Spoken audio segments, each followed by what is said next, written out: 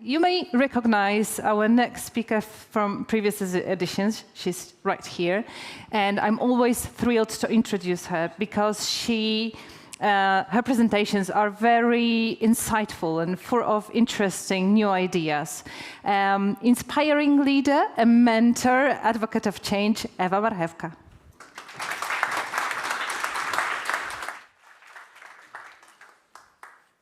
Hello, everyone. I must say I'm super happy to be here with you on this amazing Women of IT conference, having an opportunity to interact, to talk with so many young talents that are starting their career. For today's edition, for this year's edition, I have prepared for you a presentation, Being Mentor, Being Coach. What does it really mean? But before I move on to the good part, let me tell you a few things about myself. As I've been so nicely introduced, my name is Ewa Marchewka. I'm currently working as a productization director at Nokia, which means that I'm managing a team of around 200 employees, mostly testers working with 4G and 5G base stations.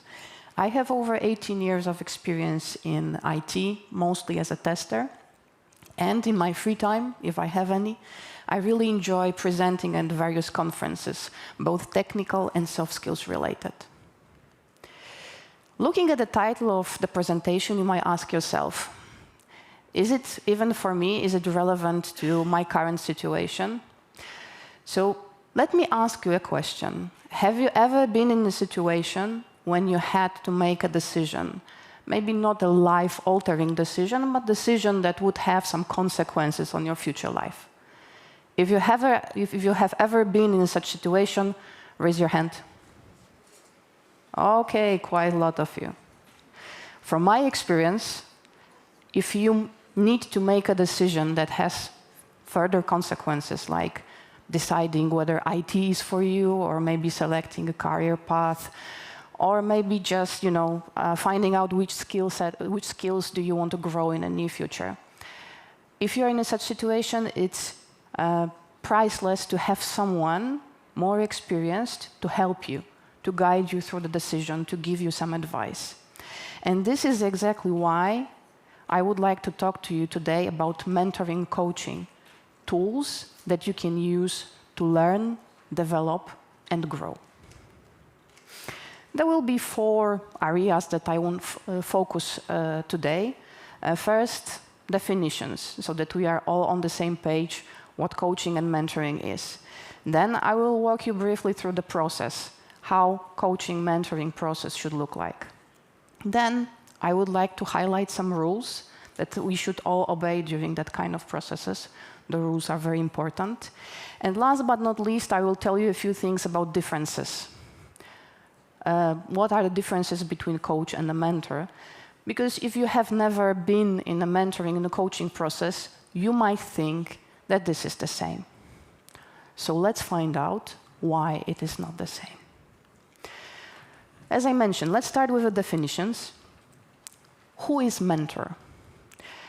Word mentor comes from ancient Greece. Mentor was a character from Greek mythology. He was a good friend of Odysseus, and he was taking care of Odysseus' son when Odysseus was on a war. In current world, mentor means a teacher, advisor, someone experienced that is sharing his or her knowledge and experience with someone, let's say, less experienced. And here I have a definition of mentoring. This is official definition by European Mentoring and Coaching Center, which basically boils down to mentoring being a learning process. Someone more experienced, a teacher, a guide, shares experience through development conversations. Okay, so now we know what mentor is. What is a coach? Again, word coach originally meant a carriage, right? It's still used to, if you want to say a bus, you can also say a coach. But a group of students in the 18th century, students at Oxford University, started to use a slang word coach for private tutors. The tutors would carry them from a situation when they couldn't pass an exam to a situation when they could. So they started to nickname them coaches. And somehow this word gained popularity, and it's now widely used to as a word describing a trainer, someone that is supporting, inspiring talents, and is helping to set your development path and achieve your goal. And once again, we have a definition, an official definition from EMCC that states that coaching uses professional techniques to help client or a coachee through the learning and development process. So what is the coaching and mentoring process? Let's start with some fundamentals. Each and every coaching and mentoring process bases on some very ground rules that needs to be obeyed. From my perspective, the most important is confidentiality. If you are meeting coach or mentor, they are obliged not to tell anything about what's been discussed during the session. Following the rules is also important. At the beginning of a coaching mentoring process, we set up certain rules that we need to obey throughout the whole process. Coaching and mentoring should have regular meetings and engagement. Without engagement on both sides, mentor, coach, mentee, coachee, you will never be able to progress and achieve your goal. Similarly with honesty, openness, and trust. Without those three factors, you will never be able to discuss openly, find out what's really wrong, and move on. Here are the phases of coaching process. There are 5 of them, and I will quickly go through them one by one so that you know more or less what to expect if you would like to engage in a longer mentoring or longer coaching process. Phase 1 is chemistry. You might think, why do we need to check the chemistry? But this is really important. During the first meeting with your mentor and coach, you need to find out whether you can work together, whether do you feel comfortable in each other's presence. Because sometimes it just doesn't click. And it's okay, and this means that you need to look for someone else who can cooperate with you better. During phase 1, usually there is a signing of a contract when you set up the rules that I mentioned about earlier. For example, you agree on technicalities, how often you will meet, how long the sessions will last, the scope of responsibility, what areas we will focus on during the coaching and mentoring process. You usually go through the whole process to understand where you will be going. Okay. Phase 2 is setting goals. Sometimes it happens on the same meeting as phase 1, but it's not obligatory. It is really important in both coaching and mentoring process to set clear goals and objectives, because you need to know where you want to be at the end of a whole story. And also you need to set up proper metrics, because throughout the process, you need to know whether you are going in the right direction. So goals and metrics and SMART goals, achievable goals, are very important. Then there is a phase 3, which in my mind is the most pleasant one. This is the part where you discuss, when you look for a solution, when you ask questions. This is the best interaction between mentor and mentee, coach and coachee. When you are brainstorming what to do, how to solve a problem, you have a fierce discussion, and this is the heart of coaching and mentoring. Then there is a phase 4, a process evaluation. Every once in a while during mentoring and coaching process, we need to check where we are, whether we are moving towards the goal or moving away from it. We are summarizing achievements, and in some cases, we are re-evaluating the goals, because it might appear that the goals that we have set at the beginning of the process are no longer relevant, and we need to set new ones. Phase 3 and 4 can happen multiple times during coaching or mentoring relationship, and that's expected, and that's okay. Phase 5 happens when the relationship is maybe not relationship, but the process is finished. It doesn't mean that you need to go no contact with your mentor or coach. You can still have a relationship and ask for an advice every once in a while. All right, I told you a little bit about the process. Now it's time to discuss more about the rules that should be obeyed during coaching and mentoring process. Here are the do's and don'ts for a coach and mentor. As I said, those are targeted mostly towards coach and mentor, but I want you to know them, because if you see a coach or mentor that is not obeying those rules, it means that he or she is not a good mentor. And it's a red flag, and it's time for you to look for someone else. All those do's and don'ts can be summarized into 2 sentences. A good coach trusts mentee and treats him or her with respect. If a coach or mentor respects, if a teacher respects their students, he will never be late for a meeting, he will never break a confidentiality agreement, and he or she will always give 100% of attention. So good coach respects coachee, good mentor respects mentee. And good coach and mentor is committed to the whole relationship. He sacrifices time, energy to make sure that the coachee or mentee is able to grow. What else? Those are also 2 important things that you need to keep in mind when you are being coached or mentored. During the process, a mentor or coach should never, ever focus on your weak spots. He or she should focus on the strengths, the traits in your character that you can grow, develop, and benefit from. Similarly for mistakes. If you make a mistake, and you will, I can assure you, I don't think that there is anyone here in this room who have never ever made a mistake.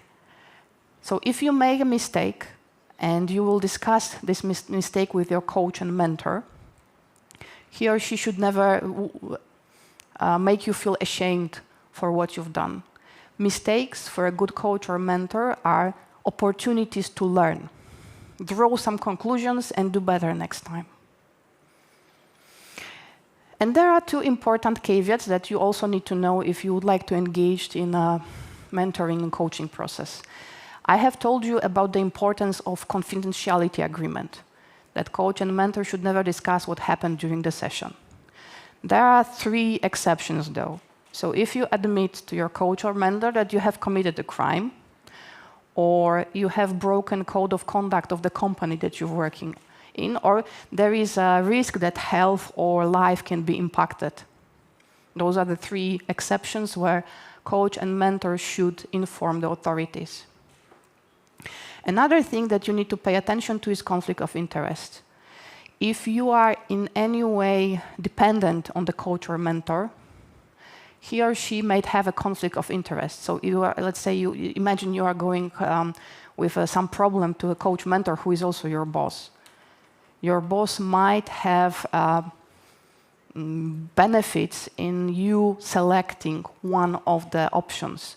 So he or she will try to guide you towards this decision. So it's better to select mentor and coach that is in no way connected with you. All right, so we went through definitions, process, rules. Now it's time for differences. So what are the differences between mentor and coach? From a very high-level perspective, mentor answers questions. Mentor has answers ready. Mentor comes to you with a solution. He or she usually has a good domain knowledge, a good knowledge in a given area, in an area that you have problem with. While again, from a very high-level perspective, coach asks question. He or she will never come to you with a ready-to-use solution. He or she will try to guide you, give a direction, but the whole work needs to be done by you. So you need to figure out what you really want to do. So when should I go to mentor? When should I go to coach? mentor, you can go if you have, for example, if you are in a new situation, like you have just started a work in a given field, or you have started to learn something new in new field, new skill. You can go to someone who is experienced in the same area and ask him, okay, how have you done this? What is your advice? How should I do this? And then mentor will give you, okay, I did it like this. You have option this, option that, option that. And you can discuss which one is better. Mentor will share the experience. When it comes to coach will never share a ready solution with you. Usually, when meeting a coach, you will be asked a lot of questions. A question is a basic tool used by coaches. So if you have a decision that you need to make, and you are not sure which way to go, then maybe you should go to a coach, because a coach will try to figure out what you really want, what you really need, without giving you the solution. Yeah. So a coach can create a personal development plan, analyze a decision, but he will never give you the answer. So the summary, if you haven't listened to anything I have said, here's a summary. Coach and mentor should have full respect and trust for you. Mentor will give you answers. Coach will give you questions. And as Alina mentioned at the beginning, that we have a special offer just for you for today. There will be mentoring sessions set up. There will be 3 people, me and 2 other amazing ladies, Agnieszka and Anna. So there will be break in a moment, so you can go and sign yourself for those. I promise rule of confidentiality will be preserved, and we can talk about the topic you want. And it can be in Polish and English, depending on which language you are more comfortable. Okay, and do we have time for questions or no? I think we do, yeah. Okay, so maybe 1 or 2 questions. Do you have any questions for me? Was something not clear? Do you want me to explain anything? No? I think there are still those cups there. So, can win a prize. No questions? No questions? Okay. So I'll be around. If you don't want to ask me questions here in an open room, you can always chat with me after the presentation and sign for the mentoring session. Thank you.